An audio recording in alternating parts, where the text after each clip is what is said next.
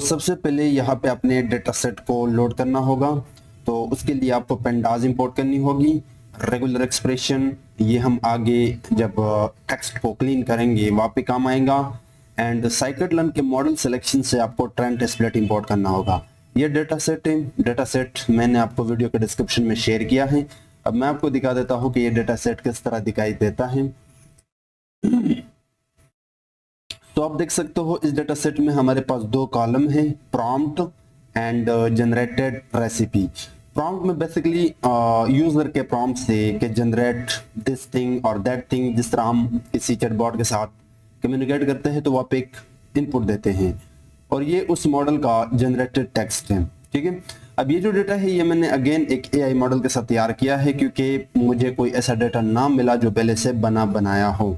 But हो सकता है कि ये कुछ खास अच्छा ना हो, बट जो हम कोड इंप्लीमेंट करने वाले हैं या जो प्रोजेक्ट का फ्लो है वो इस तरह के काम के लिए ही होता है। ठीक है, तो हम ये column as a input use करेंगे और ये column as a output column यानी टारगेट कॉलम यूज करेंगे। अब पहले काम ये है कि हम दोनों टेक्स्ट को क्लीन कर लें। अब क्लीन करने की दो चीजें हैं यहाँ पे। मैं एक फंक्शन बनाता हूँ क्लीन टेक्स्ट के नाम पे, जिसके पास एक टेक्स्ट आएगा। अब ये आप देख सकते हो कि सबसे पहले मैंने अपने टेक्स्ट से रिमूव किया है कैरेक्टर्स एंड नंबर्स को using regular expression subtract method, और ये वो पैटर्न है जिसकी मदद से आप टेक्स्ट के अंदर घुस के वहां से नंबर्स या जो भी स्पेशल कैरेक्टर्स है वो रिमूव कर सकते हो। ठीक है, और उसको मैंने एम्प्टी स्ट्रिंग के साथ रिप्लेस किया है। बट इससे पहले मैं एक और काम करता हूँ कि जितना टेक्स्ट है उसको लोअर केस में लेकर आता हूँ। ठीक है, तो लोअर, यहाँ पे मैं लिखता हूँ लोअर टेक्स्ट। अब मैं यहाँ पे टेक्स्ट लिखूंगा और उसके बाद जो फंक्शन के पास आ रहा है टेक्स्ट उसको लोअर किया और पलट के रिजल्ट मैंने इसमें स्टोर किया। देन मैंने क्लीनिंग किया और फाइनली जो क्लीन टेक्स्ट है उसको मैंने यहाँ पे रिटर्न किया। और ये बाद में मैं कर सकता था, तो आप पहले करें या बाद में करें इससे कोई फर्क नहीं पड़ना चाहिए। ठीक है, तो ये कॉमेंट मैं यहाँ से हटा देता हूँ। अभी के लिए मैं इस फंक्शन को कॉल करके आपको दिखा देता हूँ कि ये किस तरह काम करता है। सो मेरे फंक्शन का नाम है क्लीन टेक्स्ट और इसको मैं अभी के लिए पास कर रहा हूँ I am Noor with some kind of special character, some kind of digit. तो अगर मैं रन करता हूँ तो यहाँ पे कोई एरर है और वो ये वाला एरर है। ठीक है, सो आई एम नूर यहाँ पे रह गया। नूर सिंस कैपिटल में था तो इसने लोअर केस में लेकर आया और जितने भी स्पेशल कैरेक्टर्स एंड डिजिट्स थे वो यहाँ पे हटा लिए। अब हम क्या करेंगे कि अपने डेटा के अंदर जाके जो प्रॉम्प्ट एंड रेसिपी है उसके ऊपर कॉल करते हैं इस फंक्शन को। सो मैंने प्रॉम्प्ट को कॉल किया, इसके ऊपर अप्लाई किया क्लीन टेक्स्ट मेथड को कॉल करते हुए और पलट के दोबारा मैंने उसी कॉलम में क्लीन टेक्स्ट को स्टोर किया। और ये सेम काम हमने रेसिपी के साथ भी किया है। और फाइनली एक काम और करते हैं कि हम यहाँ पे ट्रेंड टेस्पलेट भी मार दें। तो उसके लिए मैं दो सेट बनाऊंगा, एक ट्रेनिंग डेटा, एक test data, by calling train test split method जो हम थोड़ी देर पहले यहाँ पे लोड कर चुके हैं साइकिट-लर्न वाला। ठीक है, और यहाँ पे मैंने अपना पूरा का पूरा डेटा पास किया है और इसका टेस्ट साइज मैंने 0.2 रखा है। यानी होगा क्या, 80% डेटा ट्रेनिंग सेट के लिए मैं यूज करूंगा एंड रिमेनिंग 20% डेटा मैं टेस्ट पर्पस के लिए यूज करूंगा। ठीक है, तो ये था अपना पूरा का पूरा कोड क्लीनिंग वाला। सो ये मैंने रन किया। अब यहाँ पे प्रॉम्प्ट, ठीक है, प्रॉम्प्ट कैपिटल में है तो मैं इसको कैपिटल में लिखना चाहूंगा। और ये रेसिपी के बजाय यहाँ पे हमारे पास जो कॉलम का नाम है वो है जनरेटेड रेसिपी। ठीक है, तो मैं यहाँ पे लिखता हूँ, मैं भी ये मुझे सजेस्ट करके दें generated recipe. Let me check, मैं इसी को कॉपी करना चाहूंगा। ठीक है, ताकि बाद में कोई इशू ना हो। कंट्रोल सी और मैंने एग्जैक्टली यहाँ पे इसको रिप्लिकेट किया लाइक दिस एंड, और ये सेम काम मैं यहाँ पे भी कर लूंगा। तो अब अगर हम रन कर ले तो आई होप कि यहाँ पे कोई इशू ना हो। ठीक है, सो ये हो गया। उसके बाद आपने इंस्टॉल करना है डेटा सेट, क्योंकि अब यहाँ पे हम टोकनाइजेशन अप्लाई करने वाले हैं। अब टोकनाइजेशन ये है कि आपके पास जो टेक्स्ट है, जैसे कि हमारे पास ये जो पहला टेक्स्ट है, ये टेक्स्ट और ये टेक्स्ट, इसको हमने कुछ नंबर्स देने होंगे, आईडीज, क्योंकि कोई भी LLM मॉडल हो या कोई भी AI या मशीन लर्निंग मॉडल हो, वो नंबर को समझ सकता है, ना कि टेक्स्ट को। तो मैं आपको करके देता हूँ, फिर मैं इसके आउटपुट आपको दिखाता हूँ, ठीक है। अब इस फंक्शन को मैं एक नाम देता हूँ, लेकिन उससे पहले आपको ट्रांसफार्मर से कुछ चीजें इंपोर्ट करने होंगे। So from transformer import, since ये टेक्स्ट जनरेशन वाला प्रॉब्लम है, तो इसके लिए मैं T5 मॉडल यूज करूंगा, क्योंकि मैं हमेशा आपको सजेस्ट करता हूं कि T5 एक ऐसा मॉडल है जिसका जो रिजल्ट है टेक्स्ट जनरेशन के केस में वो बहुत ही अच्छा होता है, ठीक है। और उसके बाद डेटा सेट से मैंने डेटा सेट क्लास इंपोर्ट किया, ये भी मैं आगे बताऊंगा। एंड देन मैंने जस्ट यहाँ पे मॉडल को लोड किया। अब काम ये है कि यहाँ पे मैं कॉल करता हूँ टोकनाइजर को, जो हमारा T5 टोकनाइजर है, इसको मैंने यहाँ पे कॉल किया और इसको मैं अपना ट्रेन डेटा का जो प्रॉम्प्ट है वो पास करता हूँ, ठीक है। लेकिन उससे पहले मैं इसको लिस्ट में भी कन्वर्ट करता हूँ। सो ट्रेन डेटा का प्रॉम्प्ट वाला कॉलम, एंड अब इस टोकनाइजर के अंदर कुछ पैरामीटर्स होते हैं जो आप पास करते हो, लाइक ट्रंकेशन, पैडिंग, सीक्वेंस को बराबर करने के लिए। तो मैं यहाँ पे ट्रंकेशन को ट्रू रखता हूँ। अब इसके डिटेल में मैं क्यों नहीं जा रहा, क्योंकि मैं अपने इस प्लेलिस्ट में LLM एंड ट्रांसफार्मर प्रोजेक्ट के कई वीडियो में मैं बड़े डिटेल से बता चुका हूँ। और पैडिंग को मैंने ट्रू रखा और उसके बाद मैक्स लेंथ में यहाँ पे रखूंगा 128, ठीक है। और इसको मैं कहता हूँ, यहाँ पे पलट के जो भी रिजल्ट स्टोर होगा इसको मैं ट्रेन इनकोडिंग्स कहता हूँ, ठीक है। ट्रेन इनकोडिंग्स, क्योंकि मैंने प्रॉम्प्ट पास किया।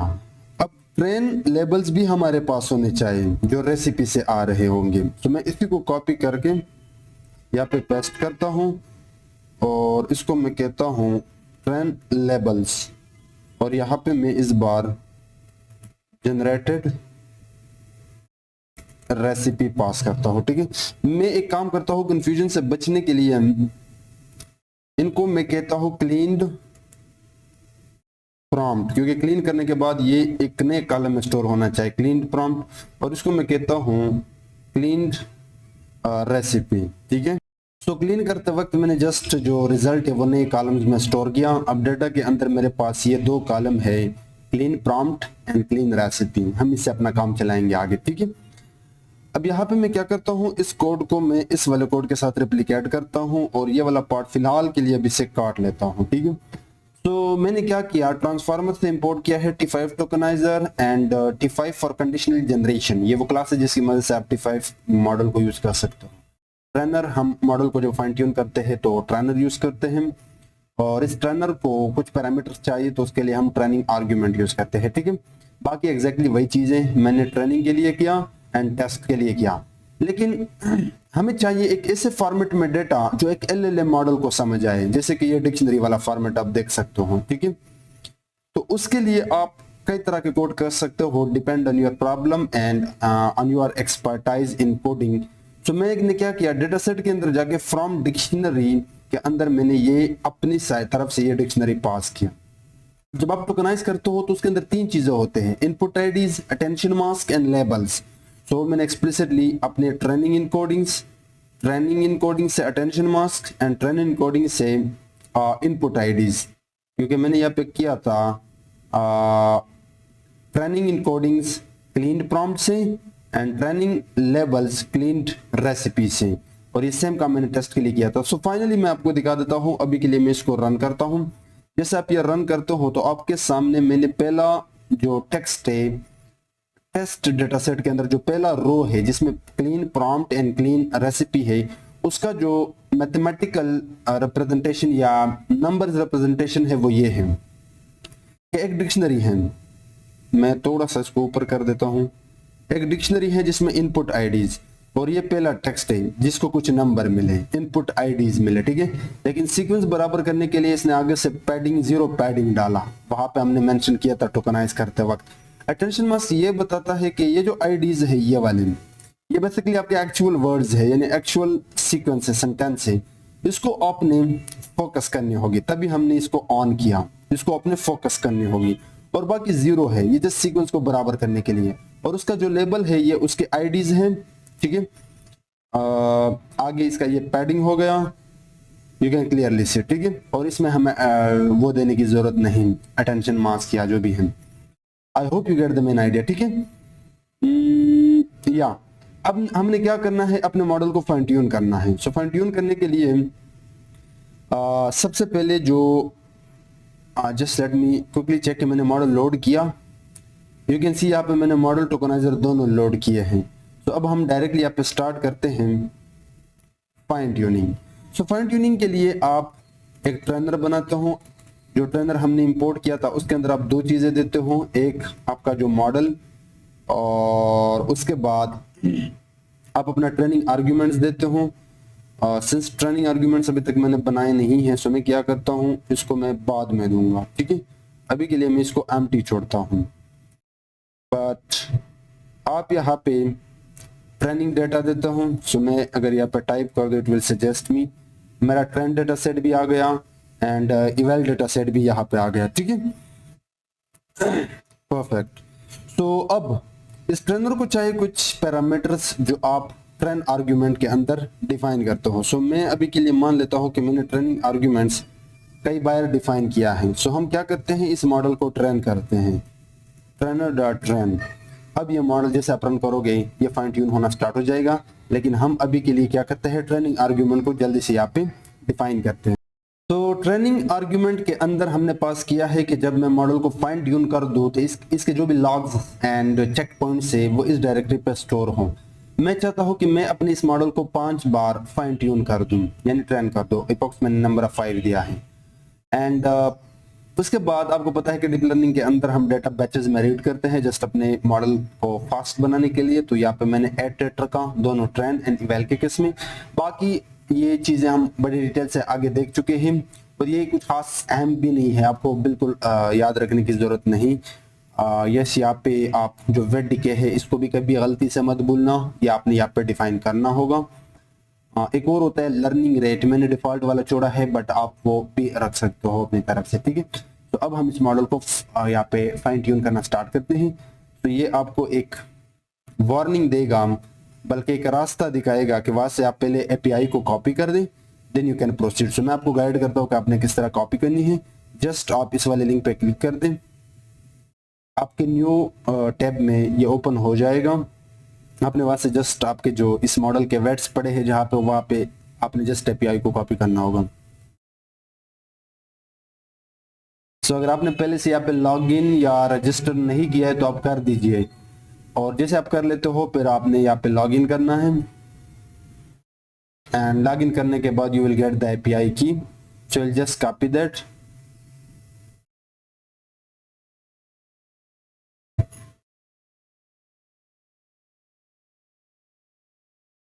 सो ये यहाँ पे जैसे आप कॉपी कर दें एंड आप इसको आप क्लोज कर सकते हैं and just copy paste and enter. So आपका मॉडल फाइन ट्यून होना स्टार्ट हो जाएगा, ठीक है। सो ये थोड़ा सा टाइम लेगा, कुछ खास ज़्यादा नहीं, क्योंकि हमारा डेटा जनरेटेड है और बहुत ज़्यादा सिमिलर सेंटेंसेस है। सो ये ज़्यादा टाइम नहीं लेगा, बट अगर आपके पास डेटा बड़ा है तो वो बहुत ज़्यादा टाइम लेगा, ठीक है। इसके बाद हमने जैसे ये कंप्लीट हो जाएगा तो आपने ये सेल रन करना है। यहाँ पे हमने मॉडल को सेव किया है, टोकनाइजर को सेव किया है, क्योंकि आगे हम इसको यूज करने वाले हैं, ठीक है। By this name fine 25 recipe model, ठीक है। और उसके बाद में यहाँ पे अपना जो प्रेडिक्शन यानी जनरेशन वाला कोड है वो कंप्लीट करता हूँ। सो जनरेट रेसिपी, जिसके पास आपका प्रॉम्प्ट आएगा एंड मॉडल आएगा एंड टोकनाइजर आएगा एंड मैक्स लेंथ। मैं यहाँ पे डिफॉल्ट पैरामीटर देता हूँ 128 हम रख सकते हैं या आप 150 भी रख सकते हो, ठीक है। अब ये नया यूजर का जो भी प्रॉम्प्ट आएगा सबसे पहले हमने उसको क्लीन करना होगा। So prompt will be equal to, ऊपर हमारे पास एक फंक्शन है क्लीन टेक्स्ट, उसको मैं ये प्रॉम्प्ट पास करता हूँ। अब जैसे हमें क्लीन टेक्स्ट मिलेगा हमने उसको टोकनाइज करना होगा। तो मैं कहता हूँ इनपुट्स, और उसके बाद मैंने टोकनाइजर के अंदर इसको पास करना होगा with same parameter like prompt all this things, ठीक है। Return tensor will be PyTorch, max length will be this one 128 जो ट्रेनिंग के दौरान किया था, ट्रंकेशन विल बी ट्रू, यहाँ पे हम पैडिंग को भी ट्रू रख सकते हैं, ठीक है। So this will be padding will be true. और मैं इसको टोकनाइजर ही कर लेता हूँ, टोकनाइजर।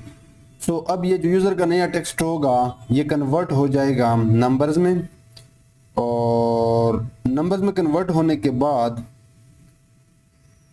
पहले तो मैं देख लेता हूँ कि हमारा कंप्लीट हो गया। ओके, तो अब जैसे हम इसको सेव कर देंगे, we need to load this save model. ठीक है, सो मैं यहाँ पे आके ये जो सेव मॉडल एंड टोकनाइजर है इसको लोड करता हूँ, क्योंकि अब ये हम प्रोडक्शन में यूज करने वाले हैं, नॉट दिस बेसिकली। सो मैं यहाँ पे पेस्ट करता हूँ कंट्रोल वी। सो मैंने क्या किया, टॉर्च को इंपोर्ट किया एंड ट्रांसफार्मर से वही सेम चीज है।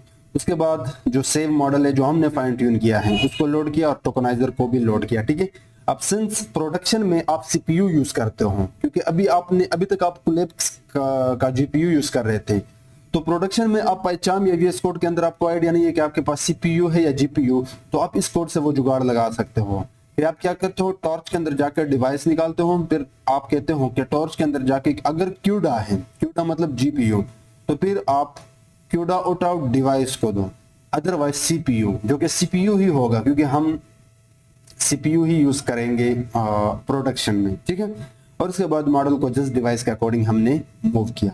तो अब ये जो यूजर का इनपुट है इसको भी हमने मूव करना होगा, लेकिन मूव करने से पहले मैं इस इनपुट्स के अंदर जाके इसका जो आईडीज है, इनपुट आईडीज, वो निकालता हूँ कुछ इस तरह, और इसको मैं एक वेरिएबल में स्टोर करता हूँ, इनपुट आईडीज, क्योंकि ये असल वर्ड्स होते हैं बेसिकली हमारे। एंड अटेंशन मास्क भी मैंने इसी तरह निकाला, ये चीजें मैं आपको ऊपर दिखा चुका हूँ, इसको मैं अटेंशन मास्क कहता हूँ।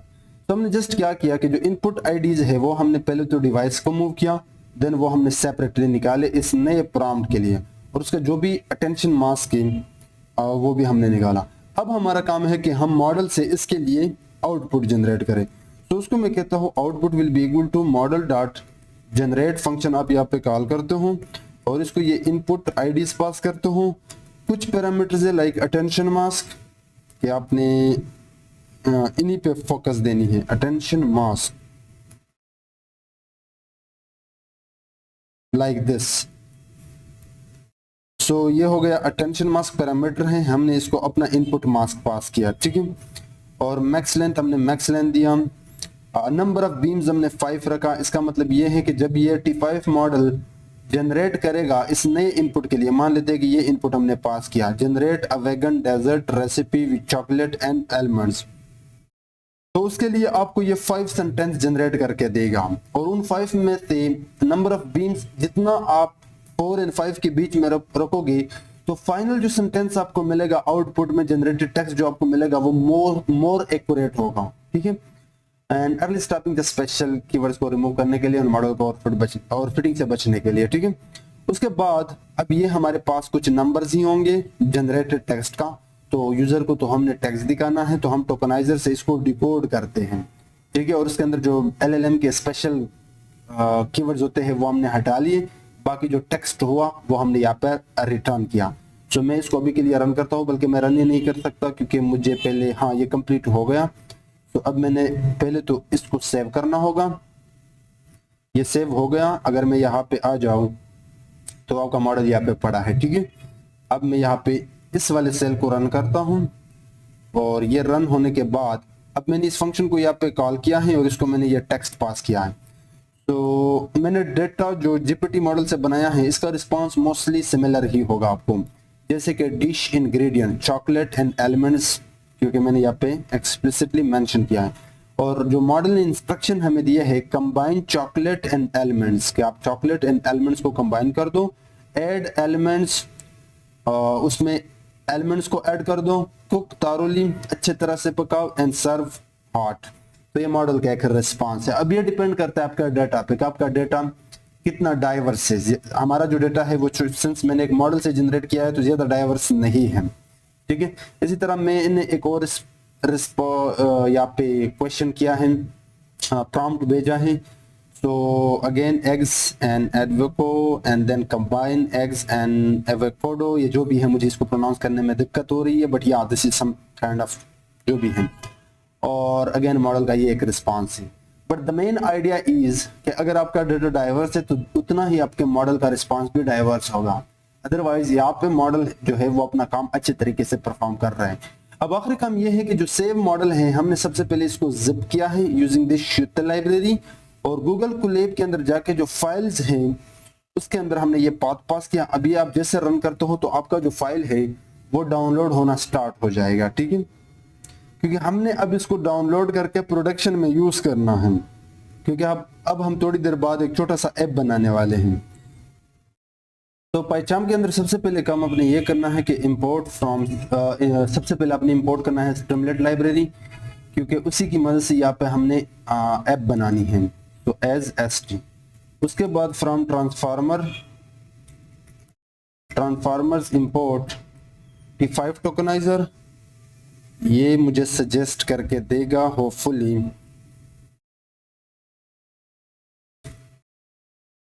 Tokeniser and T5 for conditional generation, क्योंकि हमने इसी की मदद से अपने सेव मॉडल को लोड करना होगा। और इसी के साथ मुझे चाहिए टॉर्च लाइब्रेरी एंड मुझे चाहिए रेगुलर एक्सप्रेशन लाइब्रेरी, ठीक है। अब सबसे पहले हमने लोड करने होंगे फाइल्स को, तो पहले मैं मॉडल को लोड करता हूं, तो उसके लिए मैं जाता हूं T5 फॉर कंडीशनल जनरेशन के अंदर जाके फ्रॉम प्री ट्रेंड, और उसको अब मैं पास करता हूँ अपना मॉडल जो मैंने डाउनलोड कर लिया, ठीक है। होपफुली आपने भी डाउनलोड किया होगा, तो उसका नाम है फाइन ट्यून्ड दिस वन, ठीक है। अब मैं यहाँ पे प्रेस करने वाला हूँ Ctrl D ताकि मैं इसको रिप्लिकेट कर सकूं, और यहाँ पे मैं इसको कहता हूँ टोकनाइजर। अब ये करने के बाद मेरा जो आखिरी काम है वो ये है, सॉरी नॉट आखिरी, कि मैंने यहाँ पे पहले तो इसको डिवाइस में मूव करना होगा, ठीक है। तो मैं यहाँ पे डिवाइस बनाता हूँ और उसके बाद टॉर्च के अंदर जाके डिवाइस को कॉल करता हूँ, एंड देन इस डिवाइस के अंदर मैं क्यूडा रिटर्न करता हूँ ओनली इफ टॉर्च के अंदर जो क्यूडा है वो अवेलेबल है, जो कि नहीं होगा क्योंकि हमारे पास क्यूडा नहीं है। अगर नहीं है तो फिर आप सीपीयू से काम चलाए, ठीक है, क्योंकि सीपीयू से ही काम चल जाएगा। एंड उसके बाद अपने मॉडल को इस डिवाइस के साइड पे मूव करते हैं, ठीक है, लाइक दिस। अब मैं यूआई क्रिएट करता हूं, तो यूआई तो बहुत सिंपल होने वाला है। यूआई के अंदर कुछ खास है नहीं, जस्ट हमें यूजर से इनपुट लेना है। लाइक अगर मैं अभी के लिए एक टाइटल बनाऊं और इसमें कह दो रेसिपी चैटबॉट, अभी के लिए जस्ट सिंपल रखता हूँ चीज़ों को। एंड उसके बाद यूजर से इनपुट लेता हूँ, इनपुट टेक्स्ट, और उसके लिए मैं एसटी के अंदर जाके टेक्स्ट इनपुट मेथड को कॉल करके इनपुट योर टेक्स्ट हियर, ठीक है। एंड उसके बाद मैं एक बटन बनाऊंगा st.button, और बटन के अंदर मैं कहता हूँ जनरेट कर दूं। और अगर ऐसा है, अगर किसी ने बटन पे क्लिक किया है तो मैं एक और चेक लगाऊंगा कि क्या उसने टेक्स्ट भी डाला है।